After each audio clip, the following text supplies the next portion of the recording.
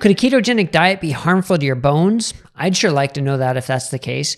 Well, a new study that maybe you've seen making the rounds on social media seems to suggest that.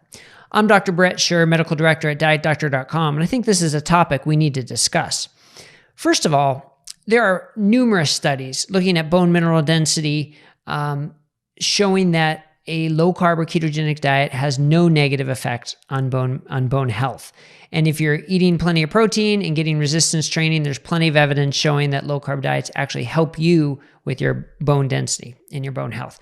But this study is getting a lot of attention from people who are looking for reasons to shoot down the keto diet, in my opinion. But it was published in Frontiers in Endocrinology.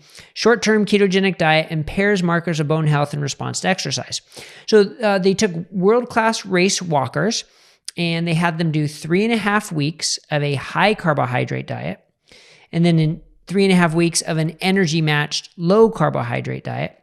And they measured these markers, blood markers of bone breakdown.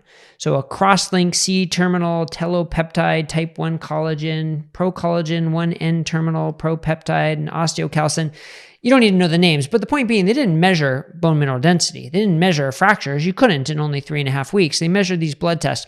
And what they concluded was they interpreted the blood tests as being signs of negative bone health with the low-carb diet. So let's unpack this a little bit. I mean, first, 3.5 weeks of high carb, transitioning straight into 3.5 weeks of low carb. All right, no run-in period, no adjustment period, no adaptation period. We know there's this at least 2-week period of adapting to a low carb diet, but that wasn't taken into consideration.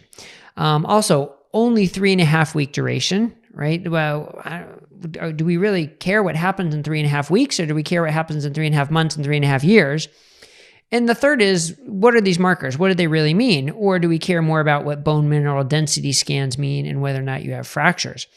And also, in this specific class of world-class race walkers, so does it apply to other populations? So interesting questions. You know, we don't really know all the answers to these, but I think we need to put it into perspective. So I'm going to pull up here an article that Dr. Andreas Einfeld wrote back in 2016, that there are 3 studies lasting up to 2 years following people on low-carb and keto diets, measuring their bone mineral density, and there was no difference. There was no negative effect of a low-carb or keto diet and people's bone mineral density. We also have on the Keto Myths page on our website and on the Skeptical Doctors page on our website, we have plenty of evidence supporting that there's no credible evidence suggesting that there's any damage to bone with high protein or with the moderate protein, high fat ketogenic diet. So it's a little troubling when a very short term, very specific, sort of esoteric surrogate marker study comes up and gets all this attention.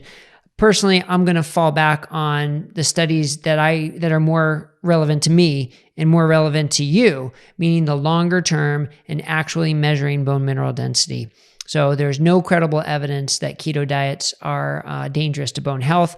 I would love to see longer term studies in this population that they studied. I'd love to see them studied for 2 years. I'd love to see their bone mineral density to see if these surrogate markers they're looking at have any implication. That's information I'd like to know. But until we get that kind of data, I think we just have to sweep this one under the rug and keep going, unfortunately.